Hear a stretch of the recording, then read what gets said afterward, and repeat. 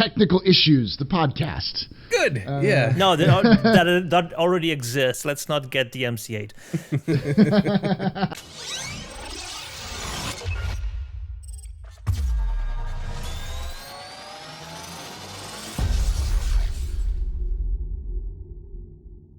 Hello, welcome to Fortnightly Frontier. Sorry. Welcome to Fortnightly Frontier. My name is Paul Bazooka01 Batman Shelley, the host of the Astro Pub, and I am the guest here. And when I say guest, I mean that I'm trapped inside a small box in a room between two very large men. And we're going to talk about Star Citizen for a bit. Welcome. We are. Yeah. Yes. Welcome, everybody, for joining us. We're going to have a good show today. Hopefully, anyway. The plan is to talk about MMOs, what makes them tick, what makes them good, what makes them worth playing over and over again, sinking lots and lots of money into, and can we expect any of that from Star Citizen? We're talking gameplay loops, specifically. Well, gameplay loops, positive feedback loops, negative feedback loops, something that makes you want to continue playing. Right. But within the context of MMOs, right? Yeah. Well, I suppose, yeah. One thing I wanted to just mention beforehand, should Star Citizen actually be called an MMO? Yes. I mean, technically, hear me out, technically, it is an online game with a massive multiplayer aspect to it. Mm-hmm. But I'd say that the term MMO kinda comes with a lot of baggage to it. Other than that, you know what I mean? I would say there's certain aspects to an MMO game that we don't get in Star Citizen. It's like crabs dropping gold and loot and grinding for quests and stuff like that. I would say it's an alpha, but I mean, like, come on. It's a massively multiplayer, online, role-playing game. It's a game with a lot of people in it where you play as a spaceman. You can't get any more RPG than that. I said that technically it is, but you can't deny that there are certain other definitions that always spring to mind to people when they hear the letters MMO. Right. Well, the problem is that we've also lived in a time where MMOs have kind of diverged from what the popular thinking has been for the last 20 years or so. I mean, MMOs started in the mid-90s and have come all the way. We've gone full circle. We started with MMOs being designed a very specific way, and then it's kind of been evolving over time and changing that definition, and then we're just going back to the original formula because, nostalgia. Yeah. But and there might be some things to say about, like, in terms of design, but Star Citizen is an MMO in technicality and in its goal, because one of the major things that MMOs are about is group play with friends or interactions with other people in social environments. There's a great study that was done by someone who worked on I always forget the name of the original MMO. I know it was made by Origin. I know Chris Roberts helped with it a little bit. An MMO, and it was a long running series that they made an MMO for it. Ultima Online. Oh yeah.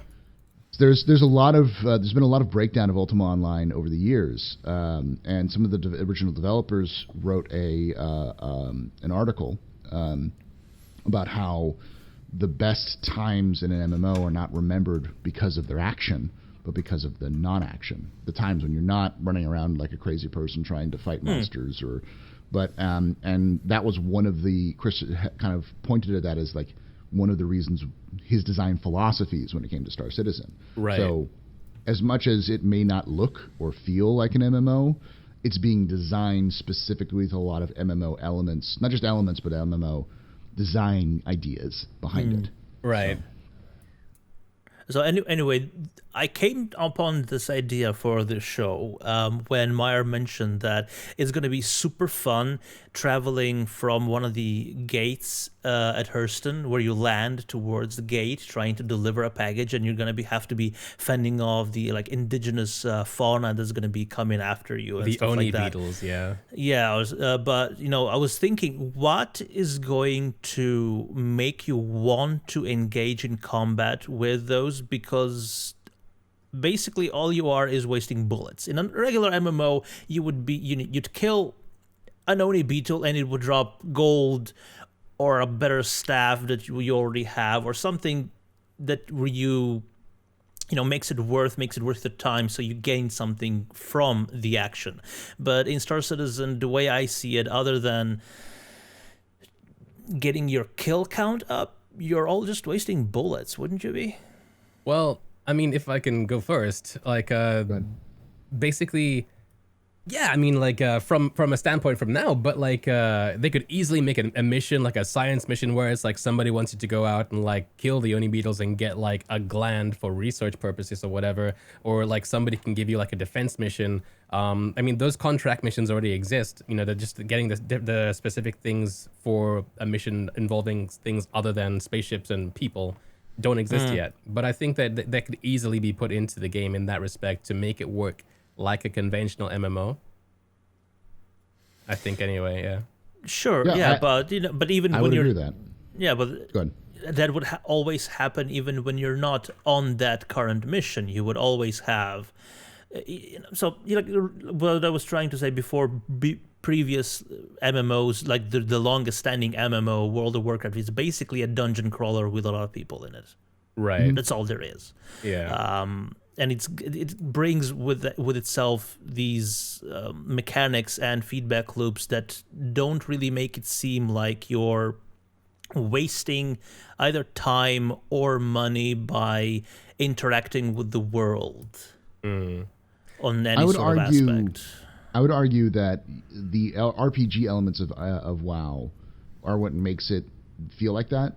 If you go back to like pen and paper RPGs, a typical pen and paper RPG, where you'll go on a quest to go do something. You're either doing it on your own, you're being sent to do something, but there's always the chance of reward at the end. And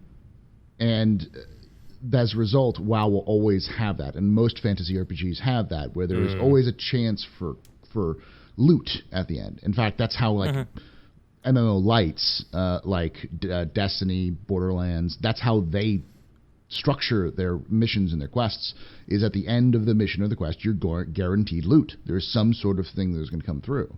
And when it comes to something like Star Citizen, they're not building it like that, but I still think that they're going to have that in mind. Part of the reason why what's going to make Star Citizen different from, it already kind of makes it a little different from MMOs, traditional MMOs, is when you die in WoW, you just run back to your body to get your body and then go back to where you need to go. There's almost no penalty except for the time you've lost. And, of course, res sickness and stuff like that. But with Star Citizen, if you die, you could lose tremendous amounts of progress. So taking that mission, that box, through Hurston and being attacked by these Oni beetles, and which means you have to pull out a gun and shoot your way through them.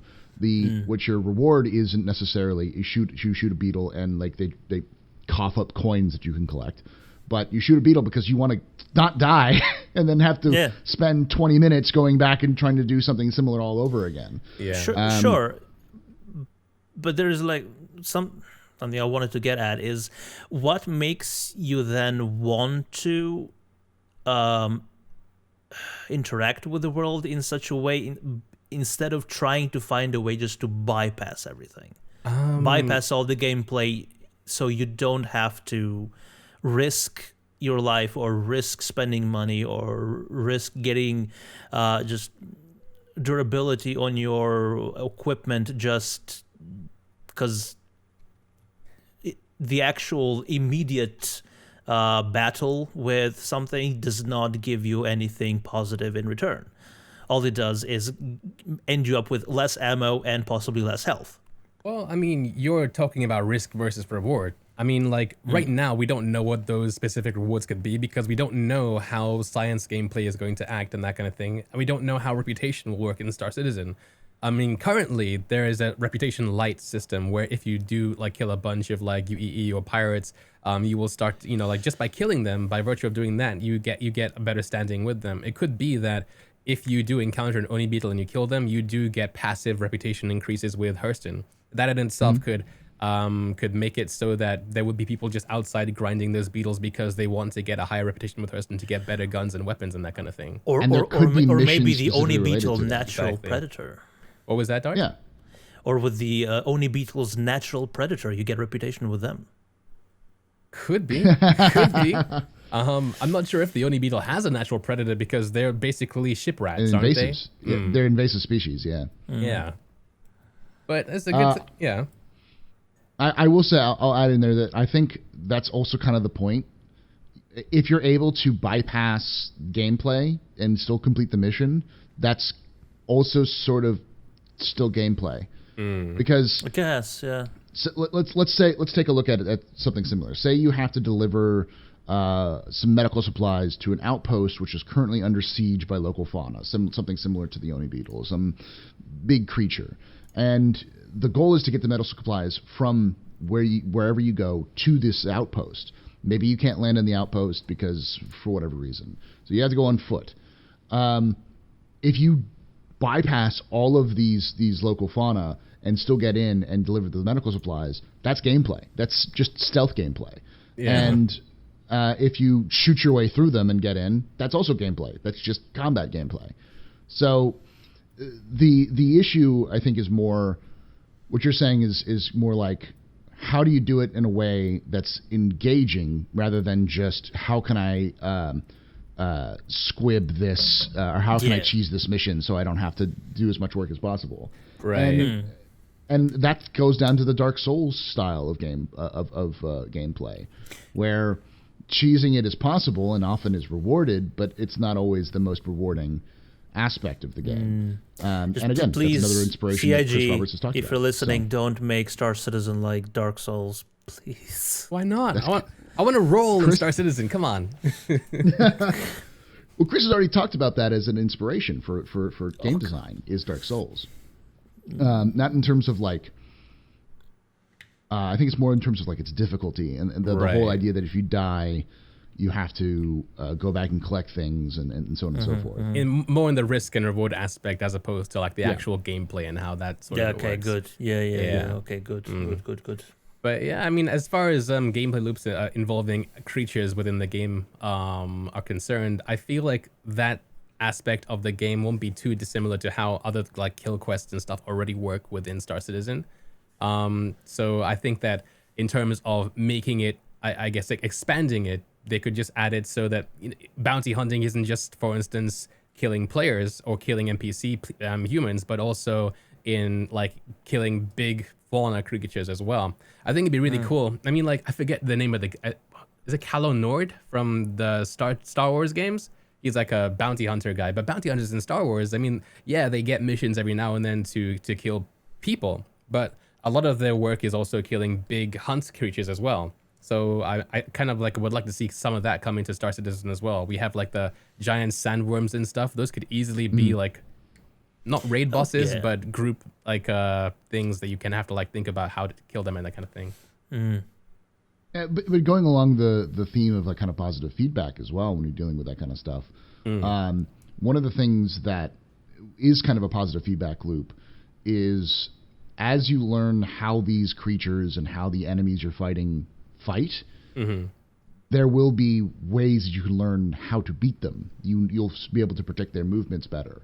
And it's obvious as well that as the idea of like maybe Slayer of Oni beetles, the like a title or something like that with passive reputation, you could also get better equipment through that reputation. As much as like go kill these things for scientific research, or just go kill these things because they're essentially the rats of Star Citizen, and so you just got to clear out these giant rats so that it's safer for everybody else inside. Right. Kill 40 boars and bring back their pelts to prove that you've done it.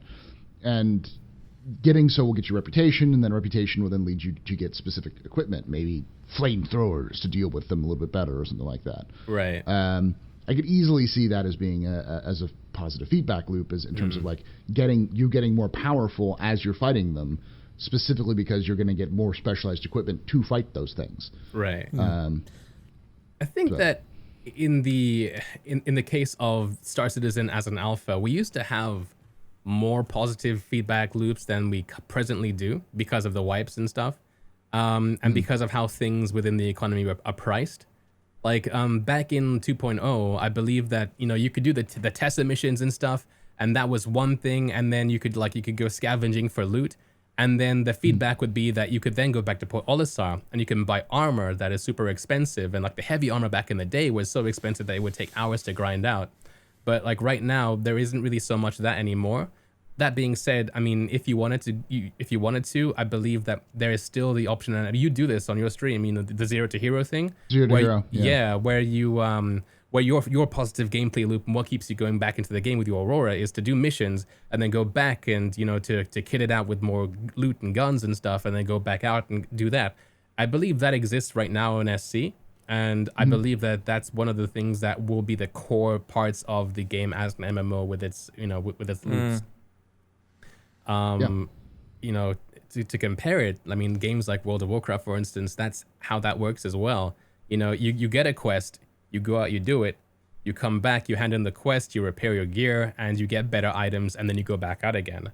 And of course, you also level up, and once you level up, you can get you get new spells and new skills and that kind of thing.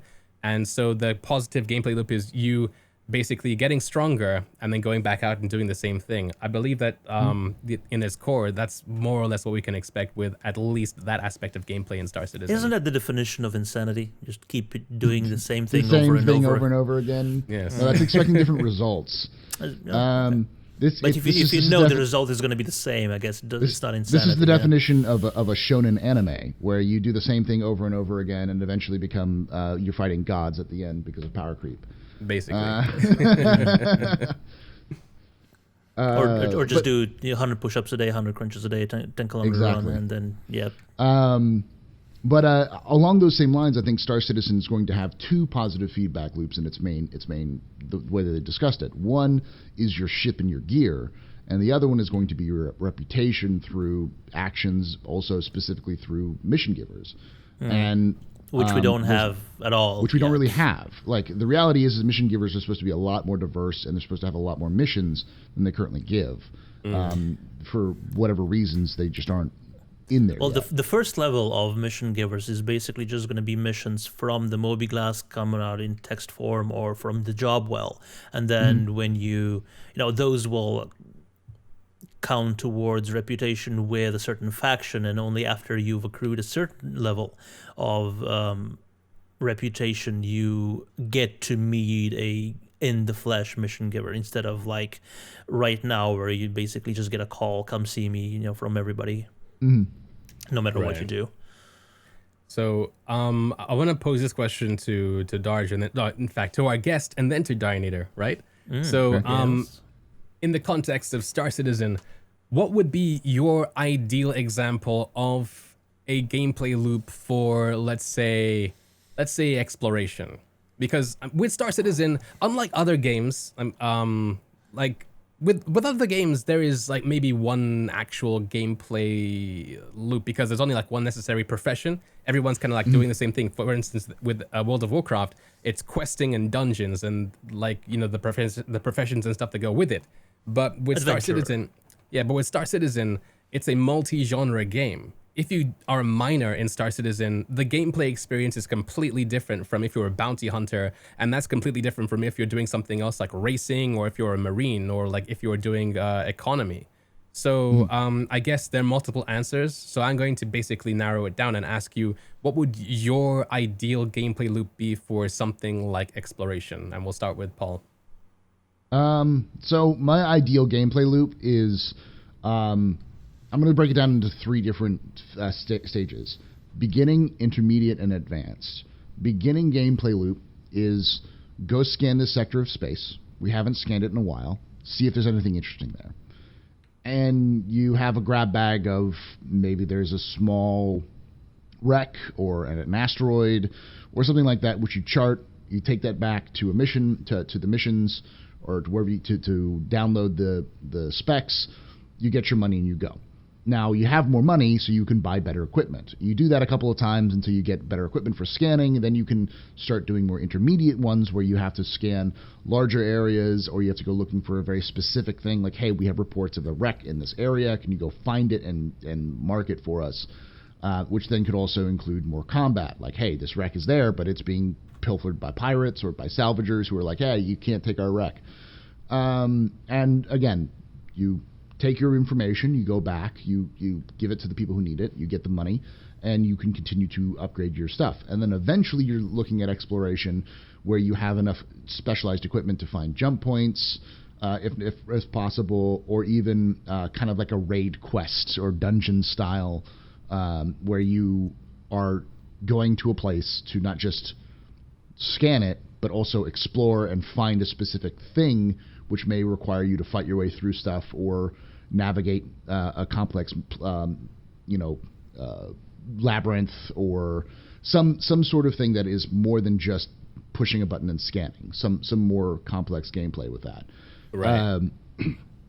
And which allows you to get to better things, but it also requires more people. It requires other professions to help you out rather than just being an explorer. I think that's going to be the key, is that there's no one profession which will be able to do everything in that profession's loop or in that profession's goals. So ideally, there'd be like a lot of cross linkage between the professions. So then you're not like just an explorer and you're with explorers, but like there would have to be. Yeah, because you like for the expert, like I'm not gonna do my own thing. Sorry, Paul. Fair enough. Hopefully you're done. I'll just wanted to add on to yours. Like when you're doing, the more you get involved into it, like Paul said, you would need more people to help you out. So because the longer you stay out there, the higher the risk is that you are cut off from your supply chain. So you need a medic, you need someone to cook, you need someone to repair your stuff, because you can't just hightail it out of there and go repair your ship at the nearest truck stop. So the more advanced the profession, the more advanced the level you get in a profession, the more you would need to then branch out into others to be able to complete it. Because a Carrack, which is currently the most, it is the highest tier explorer ship right now, isn't it? That is supposed to be independent for a long time, without going back to civilization, charting jump points, scanning new systems that it finds. And then when you do find a new system, then that is like possibly a multi-year mission in its own, trying to chart everything in a new system that nobody's been there apart from the game developers. And that with it brings all sorts of dangers, new life on planets, maybe finding a hostile encampment of like an alien race, or maybe pirates that found the place before you did, but it didn't feel like sharing that information with anybody other than their own faction and stuff like that. So that's how it begins. Also, one other aspect, there is a difference between doing this as a mission from a mission giver, or for doing it on your own accord to boost your own standing within a greater system. So maybe then you become as influential as the person who was the original mission giver for you when you started out, stuff like that. Well, and the thing about that is about doing it on your own is the idea that everything I just said could be done on your own, but you'd have to find a way to sell the information. There's a lot of, especially I'm guessing that a lot of early exploration stuff is going to be the Star Trek Enterprise and TNG, which is they're always charting some nebula, or they're recharting space because they have to update the navigation charts because no one's been there in a while. And the one thing about Star Citizen Universe is there are places even in the Sol system which haven't been charted in 200 years because no one's bothered to. but there could easily be jump points in the Sol system that we haven't found yet. And you know, because especially with the way I see it, everything is going to be focused around the invariable plane of the solar system, right? Where all the planets are. But that's only a two-dimensional slice through a three-dimensional system. Like, there's so much more that's left undiscovered or just ignored for the most of the time, because, you know, that's not where the planets are. That's not where the trade lanes are. So and I think that's going to be the main core of an exploration mechanic, is scanning and complexity of scanning and discovering things which are not jump points and new planets and new species, but more like, oh, this is an uncharted comet, or oh, this is a wreck that no one's found, you know. And I think early on you're going to be looking at a like gameplay loops which are more basic for new players, like things that you can do very easily. And then as you get more advanced, you could get bigger sensors, but bigger sensors requires more power, which requires bigger ships, which requires more people. And so I think, and then of course, as I said, the most advanced type, you're going to need a security, someone who knows how to shoot things on there. You may need escorts where you're going through places, because you need to have someone who's good at shooting things in space. Mining. And we'll need a revamp of the quantum travel system, I just realized, because right now you can only travel between pre-established waypoints that are all along this, you know, central plane. But in the star map, the jump points are in different locations. So how do you get there in the first place to map one out? Like, you probably just can't cruise there for decades. I mean, I feel like they'll bring that all back eventually. We had it at one point, being able to blind quantum, and I don't think they've put it on paper that not being able to is the end goal. But even if it was, they could, I suppose, have it so that there were points already like that, like points of interest that are procedurally generated that you can go to on your way towards the jump point, although that would be a bit too linear. So I guess in that case for you guys, for exploration and that gameplay loop, it's discovery, selling of discovery, and then upgrading, basically. That's the loop, right? Mm-hmm. That's the loop, yeah. But I also think that there are 3 tiers inside that loop, if not more. Right on. Because as the upgrade goes on, you're going to have opens up more options, which then requires you to have more gear. You know, the better you get at something, the easier it becomes. So the difficulty has to increase in order to keep the challenge up, as well as the rewards need to increase in order to keep the movement, like the goal up, like to keep people moving through the gameplay loops, continue to push them forward. Right. Or create a bigger goal that would drive that whole exploration, the need for exploration. Like, what could that be? Like, we are running out of natural resources. We have to find a new system to blindly or greedily exploit, once again. Right. I think that is probably the best thing for the lore team to do, for the devs at CIG to do, because everything is so deeply steeped in lore. So exploration for exploration for exploration's sake doesn't really strike me as something they want to do. I mean, there is something to be said about just getting monetary compensation for discovering new things, but unless there's a bigger drive towards that, I don't think that even, all the money in the world is going to make people want to do that forever. So I guess my next point is that, essentially Star Citizen isn't like your conventional 2019 or 2004 if you look at WoW Classic MMO. It's not a theme park MMO like like, sorry, Dart. It's not a theme park MMO. I punched the microphone like a boxing thing. It's not. It's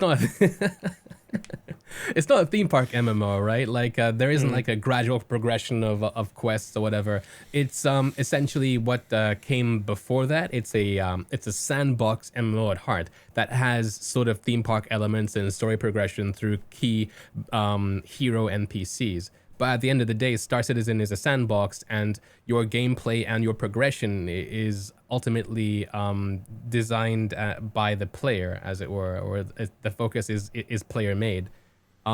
So with that, do you guys think that like large organizations and all that kind of stuff will, I guess, have inputs, I suppose, to specific gameplay loops? Somebody in chat was talking about they would like to see organizations kind of like focusing more on the gameplay loops, orgs being able to issue out missions to their players.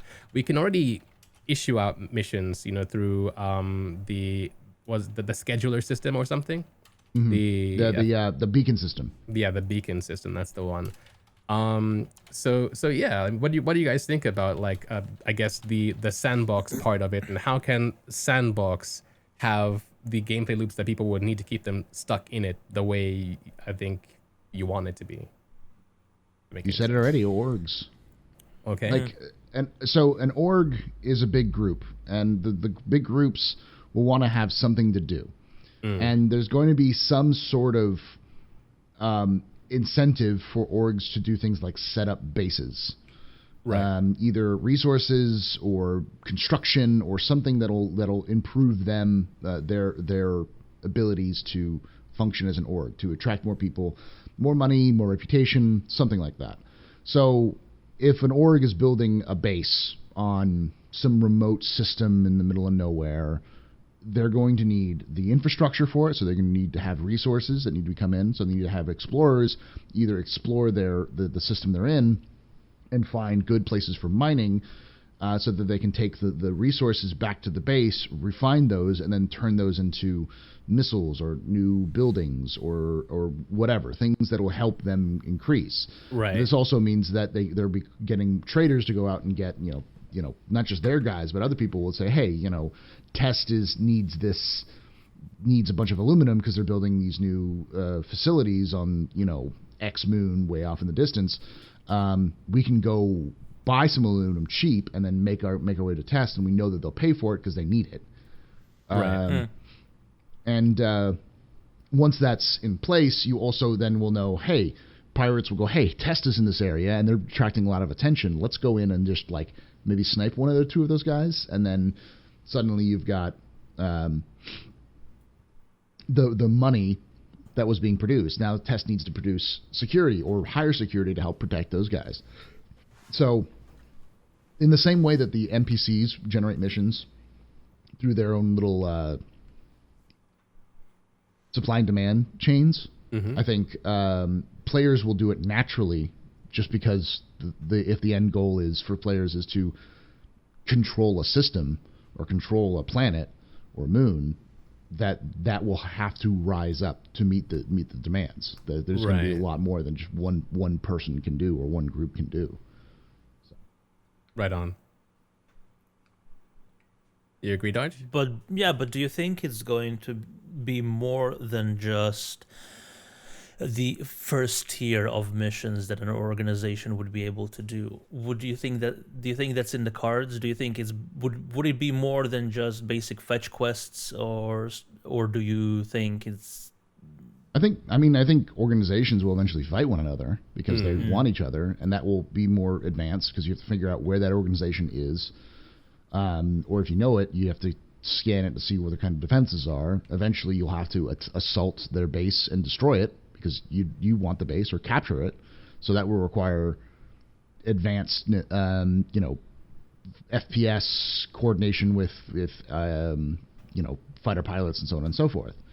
A good example that a lot of people pull from when they're talking about Star Citizen is Star Wars Galaxies, which has very similar systems where players would build their own towns in the middle of planets and moons out there, and then attract other players in, and then run shops and bars and all these other sorts of things while they're going off and doing, missions, or they're going to collect resources to continue to build those towns. And players would, come together in communities for that specific reason.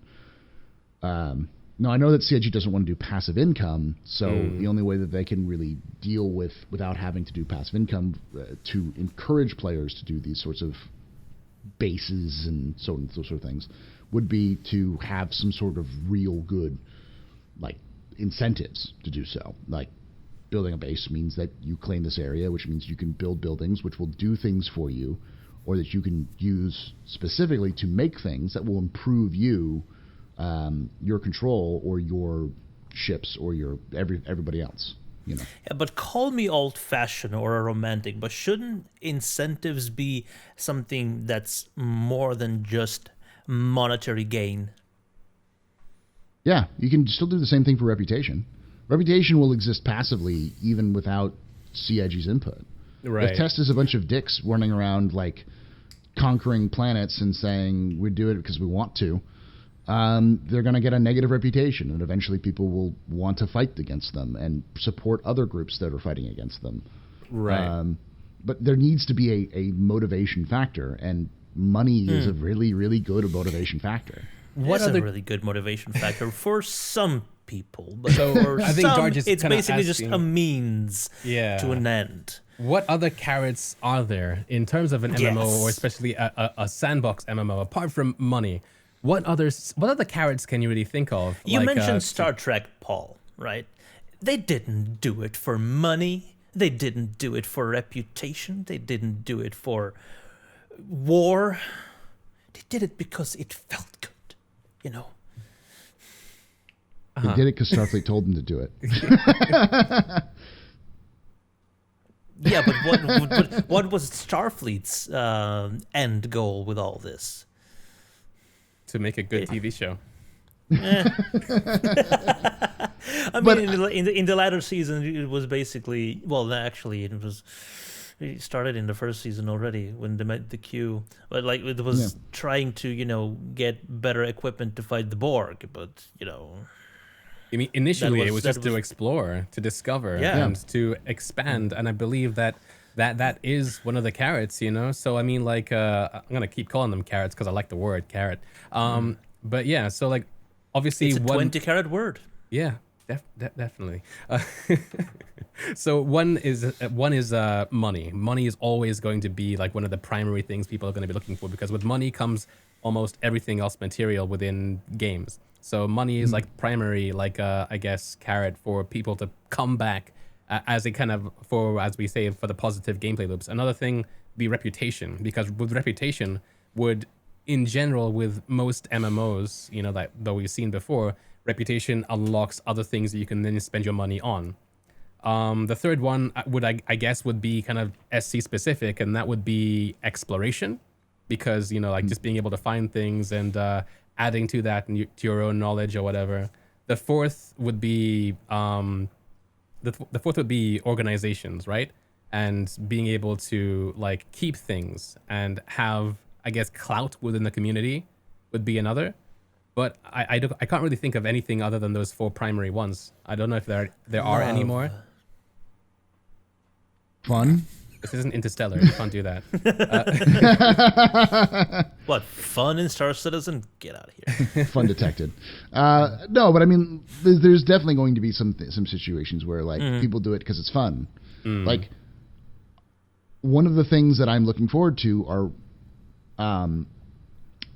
like species living on wrecks, because the living that alien's lifestyle is sounds fun and terrifying, but fun and terrifying. There's a lot of I think a lot of motivating factors for Star Citizen, even right now, and I think will continue on, is other people. Right. Being able to do something with other people which is interesting or different.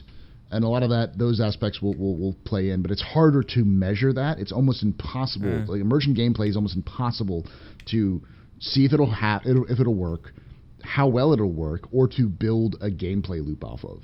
So, and I think that is probably the most major factor for most people. Most people want to hang out with their friends and play on, a ship and pretend to be Mal Reynolds or Jean-Luc Picard or Luke Skywalker or,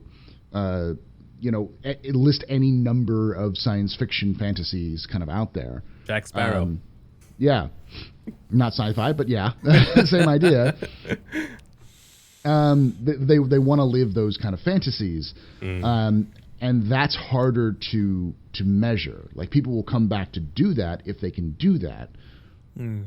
But a lot of those require things like, what are the motivation factors between them? Keep flying, keep their ships up in peace, upgrading ships, finding a home. All of those parts will matter, but they all will feed into the gameplay loops themselves with what you described, the general, like, money, reputation, exploration kind of loop. Right. So I think in that case, ultimately, gameplay loops will be multi-profession towards endgame anyway, regardless of, I guess, individual gameplay within those specific professions. What we can do is kind of wait and see what CIG do for those different professions and how they tie in. I guess whenever that happens. Salvage, yeah. How long ago were we supposed to get salvage, and how many times is it going to be pushed forward still? It's going to be that kind of podcast, huh, Darsh? I don't care about salvage. I'm just saying, it's one of the professions that we're supposed to get, because we are severely lacking new professions being introduced into the game. Even medical, which I probably they could have done a while ago. I think they want it to be more in depth than people, I guess, understand. If you get me, like, it's not just, player has a damaged arm, I'm gonna fix it. You played Barotrauma with me. You played the doctor role in that. I feel like it's gonna be more akin to that, And for it's not gonna be just like getting shot in the leg and you get a stick and pull out a bullet from your arm, like in Far Cry. Yeah, for people who haven't played Barotrauma, the doctor role in that's actually pretty fun. If somebody is on your submarine, gets injured, or they think they're injured, they go to the doctor. The doctor has a scanner. They scan them, and there's a full body kind of thing. They scan each part, and it tells them what's wrong with it, and it suggests how to fix it. And so you have to then decide what treatments you administer to those parts of the player's body. I think that CIG would be going for that as a bare minimum, which is why it's going to take long, because it's going to need its own interface. It's going to need a whole bunch of other things as well going with it to be Star Citizen worthy. And I think that same thing goes with, like, exploration even. Like, exploration right now is just push button, scan, and then as you get closer, you get better material. But you'll need to have, like, planetary scanners, different types of scanners, different range of scanners, different minerals, bio, atmospheric. And you also need to have some, like, the more like more finely tuned scanners. So, like, basic scanners will give you a fuzzy outline instead of like this box, but just like a general, like a bit bigger box. And as you get closer to it, it gets smaller, but you have to find out where it is in that box. It's not always going to be in the dead center of that box. It's going to be somewhere in there, and you kind of shorten down the like where it is in the loop. And if you don't have enough power or you don't have the right kind of scanners, you may not know that you're walking into a trap. Right. So. And that also requires things like being able to scan ships for cargo and those kind of things. I think there's going to be there has to be more of a wide variety for everything. Even mining will probably require a little bit more kind of very specific tuning to how you mine, where you mine. Especially like depending on what sort of base mineral you're dealing with, what is the mineral or the ore that you're trying to extract. Like for instance, if you're trying to extract aluminium, you don't want to heat it up too much, otherwise it's just going to vaporize and float away. Or what if you're trying to mine tungsten, that can withstand a lot higher temperatures, so you can just pump out all the energy you want and crack that rock and get the tungsten ore out of it. So It's going to be interesting, yeah. It is. I feel like, or if you want to get calcium from somebody's leg, you can't just you have to slice it open and grab the bone out, pull it out, But I think like that just goes the case with all things, is that all the things require a little bit more functionality, something that's a little bit more. I would love to more get detail. I would love to get my hands on whatever Tony Zurovic's got. He probably has, binders full of all the mechanics for interplay between each other and how detailed everything they want to get into. Oh man, CitizenCon is going to be awesome. I can't wait for all the presentations. Yeah, it's going to be good. I've said this before, but I think this is the first CitizenCon where the keynote is going to be as exciting as all of the other smaller presentations, which is weird because usually the keynote is the highlight. But I think at this point it's going to be like, oh, the keynote's pretty cool. Last year was amazing as well for all of it, especially Ivo Herzig's one. Mm-hmm. Right. Evo's always great. Yeah. But yes, if we want more of these gameplay loops, what we need is more professions in the game. Because right now we have the Pew Pew and the Mine, which is important though, because the Pew Pew is Squadron 42, and it needs to get a little bit more fleshed out. Yes, that is true. Yes, I would argue that rather than just making a whole bunch of like skeleton professions, it might be better to start off with some really fleshed out ones, and then move on to that. Mm-hmm. But flesh one out, move the next one, flesh one out. Now, in some cases though, with the gameplay loops, they interact with one another. For instance, exploration and mining go almost hand in hand, because explorers will find mining areas which will benefit miners, and so you need to have the kind of scanning technology be on the same level as one another for both of those professions. Repair and salvage are the same thing but in reverse. Repair is pulling off damaged parts and putting them back on. Salvage is pulling off damaged parts and selling them. So they both require the same mechanics. So in some cases you do need, and like for instance, bounty hunting requires medical, because if you have bounty hunting, you also want to have the ability to knock somebody out or an NPC out so that you can capture them, and you need the medical system to be able to have the difference between a knockout and a kill. So you need both of those systems. So there are some systems which or kill and resurrect combined. If you get them in time. Maybe you go with that. Apply a fatal shot. And then use your medical expertise to bring them back, to resurrect them, and after you've subdued them, of course. You said resurrect before. Resurrect. So I guess that's like gameplay loops in a nutshell. You mentioned CitizenCon. What was that? Just playing out a resurrect spell. So you mentioned CitizenCon. What are you most looking forward to with CitizenCon? Before we move on to some questions, because I want to cover some of those before we finish today. Okay. Paul, what are you most looking forward to with CitizenCon? What do you think is gonna Squadron 42 reveal stuff? Okay. I want to know more detail about Squadron 42, more gameplay, better idea of the story being told, that kind of stuff. Just because for right now it's really hard to describe it to other people, and if you have a better idea of what's going on, then it becomes easier for you to kind of like show off this gameplay and be like, hey, this is early mission. There you go. This is what. But there is a certain balance you have to strike between knowing too much, yes, and and piquing people's interest, and actually just spoiling everything that's going to happen, which is the reason Myre doesn't even watch trailers for shit. Yeah, that's why I was a little hesitant to say it, because I know Myre doesn't spoil himself with even trailers. But right. Stop talking. Other than that, I would say the stuff 4.0. I think anything that they're going to talk about with 4.0, because it sounds like 4.0 is in the distance. It sounds like that's going to be the focus of a lot of what they're going to be talking about. Yeah. They're obviously going to talk about 3.8 and 3.9 and what's going to be going on in there, but it sounds like they're wanting to say this is where we're going. This is 4.0. This is our goal next year. this is what we want to have into the game. Right. Which is nice compared to like 2016, where it's like, here's what we want to have in the game in like 5 years. Right.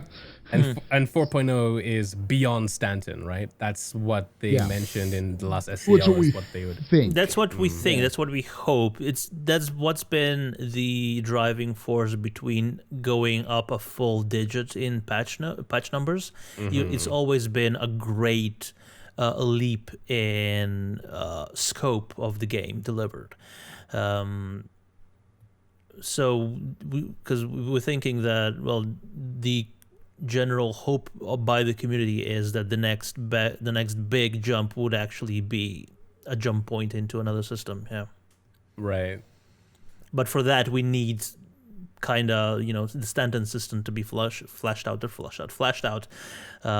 pretty much all the way through, at least when it comes to locations.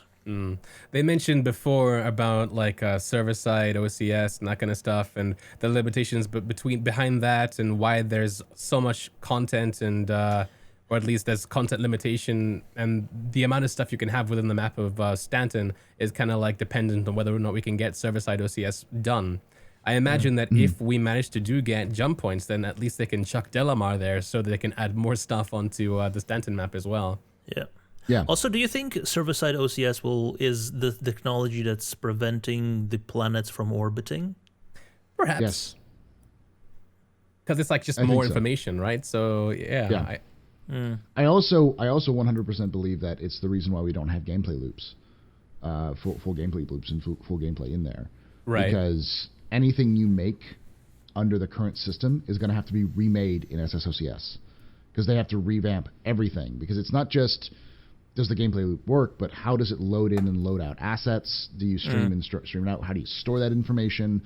All of that stuff has to be completely reworked. That's in the game now for SSOCS. So conceptually, they could have everything, like a lot of things already sorted out, but they're just waiting for SSOCS so they can technologically implement it. Yeah. Yeah, and there may be some things they've already finished with some of these aspects. I mean, we've seen scanning, and we know probably scanning is going to be a part of Star Citizen and Squadron 42, realistically in gameplay and how it works. So we know that they may have better scanning stuff, but they're hesitant to try to push it out into the game before SSOCS is implemented and persistence. I'd imagine there's a lot of those kind of situations where they can't do things until these other things get done, and even how they talked about it in the past, very recently, which is that SSOCS is not a Lego brick. It is like pouring concrete. You have to get a lot of it in there in order for it to work, and you don't just flick a switch and it turns on. You don't just put a brick down in Lego and be like, that's SSOCS. You have to pour one layer of concrete, then another one, and so on and so forth. It has to kind of layer over each other, and then they also require other bits of things to be working together, and that can take some time. So, are there any games out there that have their SSOCS or their version implementation of the same technology? Or is this like the first title that actually needs it and has It's the first title that's using it for multiplayer. Okay. This idea of unloading assets from memory, or whatever, like the unloading parts of the game, is typical in a lot of first-person games. Skyrim does it as a means to save memory, so you're not loading the entire map of the game. Well, that's basically just asset streaming. Yeah. But for so Star Citizen would be the first one that does it on an online aspect of to it. this scale. Yeah. Right. Because currently we only have the one server, and that one server is working the entire map all the time for all the players.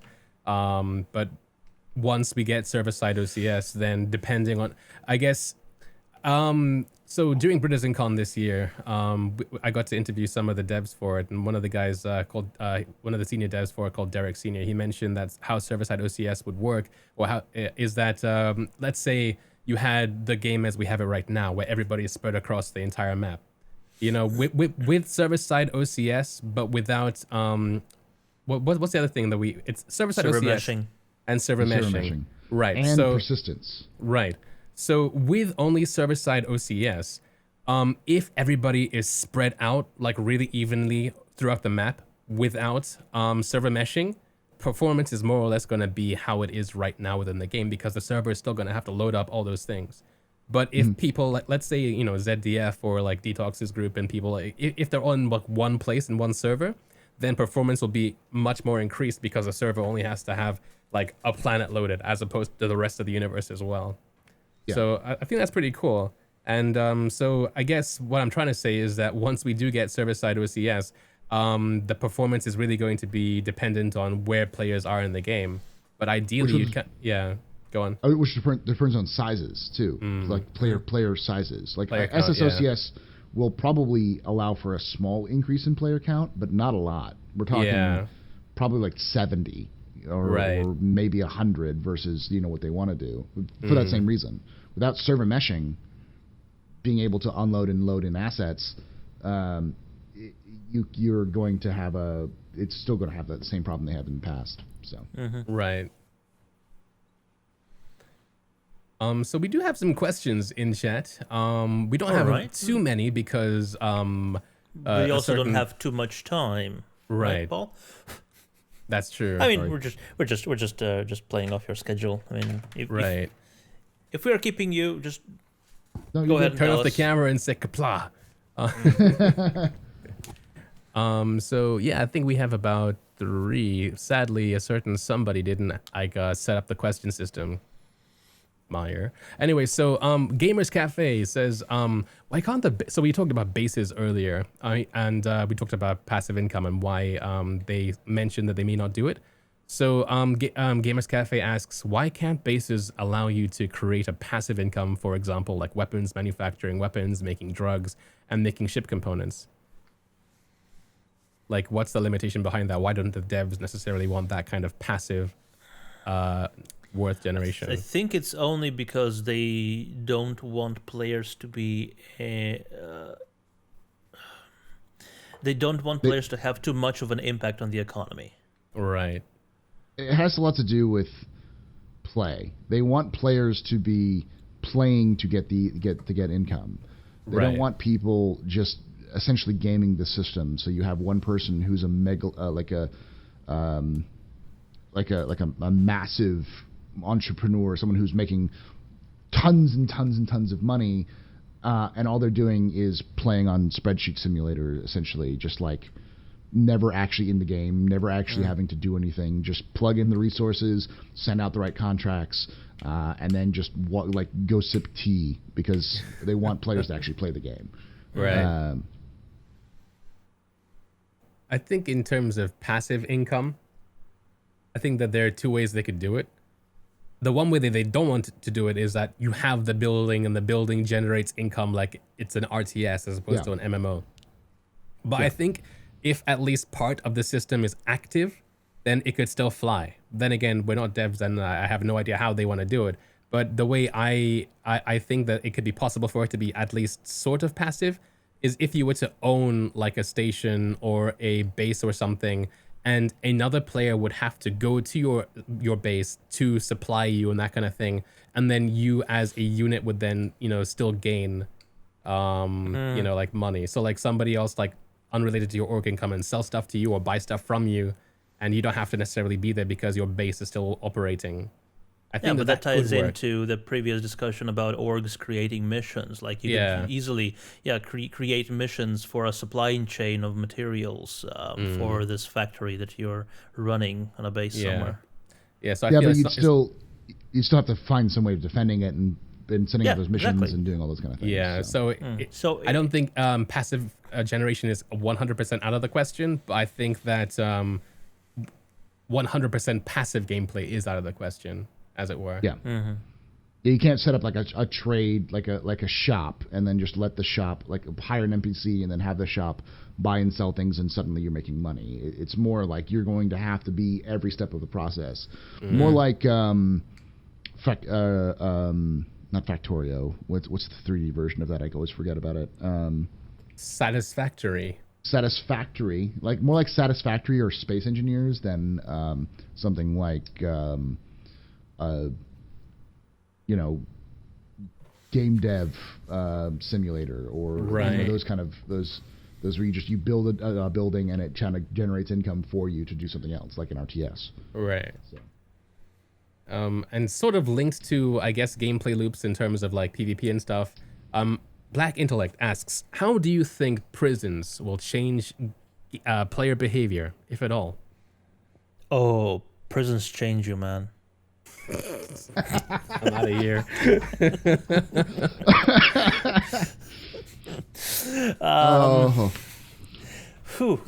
Well, I think prisons, whether they are an NPC run or maybe even org run, like if they have if an org gets in possession of a space station and they create, they make it so nobody can get out of it, they could make that in a prison.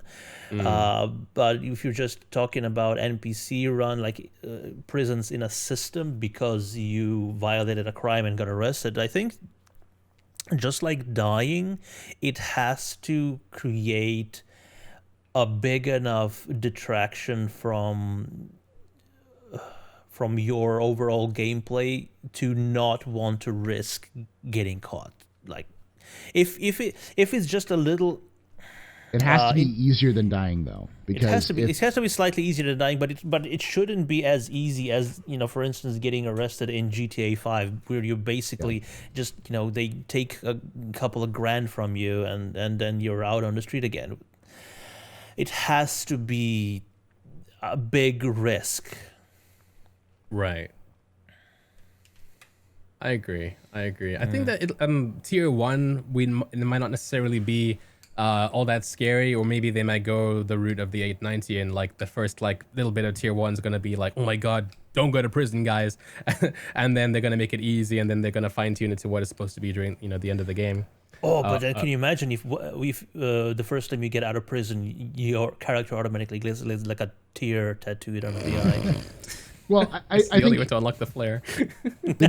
essentially you need to balance death and prison. So if you're a criminal, prison should be seen as a slowdown, but it shouldn't be seen as as much of a risk as death. Because if death is preferable to prison because you just are able to get back in the gameplay already, everyone's just going to fight to the death, which is not fun. Right. It's not interesting. So you need to have a way that death is more punishing than prison would be. And so prison can't be a time sink. There has to be some advantage to going to prison versus death. So something like reputation boosts, still earning money inside prisons, and reputation boosts would say like the right kinds of people, like being able to go do missions in prison from people there, or be able to get like a big score mission, like something like a raid that you can only acquire if you go to prison. Right. So you can talk to the right guy to get the information, so you can go to the place where you can set up the raid. Or maybe just like a long con. The only reason you go to prison is to get contacts. Yes. Yeah. Prison Break vibes. Yeah. That needs to be like mechanically. It has to be fun. It can't be a time sink. Like you're a naughty person. You broke the law. We're gonna make you wait 30 minutes in prison, because people would just be like, fuck it, cool. Yeah. Like just gonna end it. Why not? I'm just gonna respawn, and it won't be as bad. So yeah, with that sort of gameplay, I mean, like I feel with the whole death of a spaceman thing, though, you don't want to die because you'll lose potentially a lot. Your reputation, your items, and all that kind of stuff. It'll be like dropped, and that sort of thing. At the same time, though, players who might necessarily want to go down the griefing or pirate route, they may not necessarily care about reputation and stuff, because like they don't have anything in the in the first place. I guess historically, like the player who's just started out has the least to lose. That's why DayZ, when you see a Bambi, they'll run at you with their fists, even though you have like a gun. Yeah. So hopefully they find out ways of balancing that out, because that would really suck if you're playing the game seriously, you have like months in it, and then somebody's kind of just gonna ram you with an Aurora or something without any consequences. Well, and you could also set it up a situation where reputation matters, in the sense that if you just killed yourself, you're going to lose reputation with both lawful and unlawful people. But if you killed a bunch of, security and get caught and get sent to prison, you don't lose that reputation. Right. And that reputation will then get you more missions or will give you access to places you may not. Like Spider, you may need to be a hard, MFer to get into Spider because it's like pirate capital. It's Tortuga for Star Citizen. Right. But you don't need as much reputation to go to Grimhex and get missions. I hope that there are going to be different levels of prison in Star Citizen. So, like, obviously, when we first get it, it's going to be just like the one prison, and there can be prison breaks and stuff. But I hope that towards release, there'll be different tiers of prison. So, like, if you it's a misdemeanor, you go into one prison, it's easy to break out of, or it's easy to serve time and do missions in. But like, if you are like a complete and utter player killer, like just a general space prick, basically, you go into Mac. And it's super difficult to get you broken out of and stuff, and it's super fun for the people who are breaking you out, and that kind of thing. I think that'd be interesting.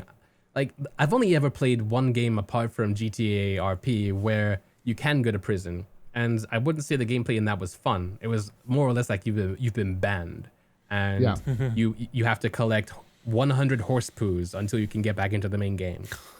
It'll be interesting anyway. What game is that?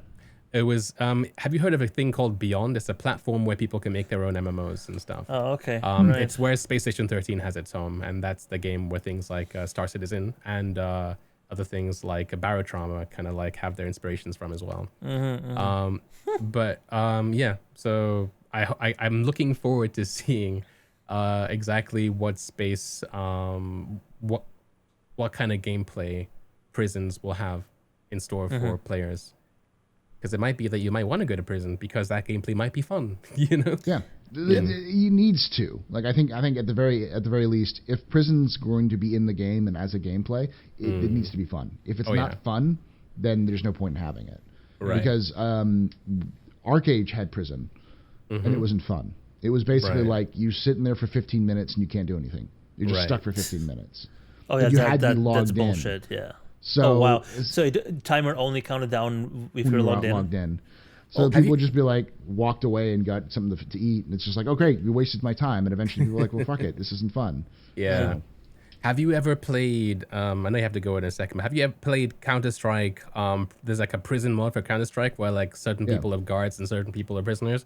I wonder if like there might be later on there will be like NPC guilds where you can basically join this and have certain missions available to you. Get employment as a prison guard. Exactly, because things like the Idris will have its own brig. I imagine there'll be similar gameplay if you capture somebody else and chuck them in your brig in the Idris as well.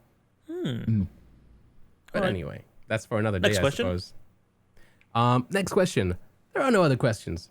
Paul has to go soon. All right, okay. Shall we wrap it up if there are no other questions then? For now, there are not. So I think we should, before people go, wait. Oh, no, me. But if there are any other questions, I think that we'll catch them in the after show on twitch.tv. If you are watching live, you get that. If you're not, tune in next time. So, signing off, Darj, I think I did the intro, you did the outro? Wait, no, Paul did the intro. No, Paul did the intro, yeah. I can do the outro. All right. Okay. Thank you for watching Fortnightly Frontier. If you enjoy this, please make sure you hit that subscribe button. Make sure you hit that little bell icon because it tells you exactly when these videos come out. And like the videos. It all helps out Myre and Darj significantly. Tell your friends about it. Spread the love. And as I say always, and as I'm sure they would love to, hope to see you guys again soon. But if we don't, hope to see you someday in the black. See, why can't it be as good an orator as that?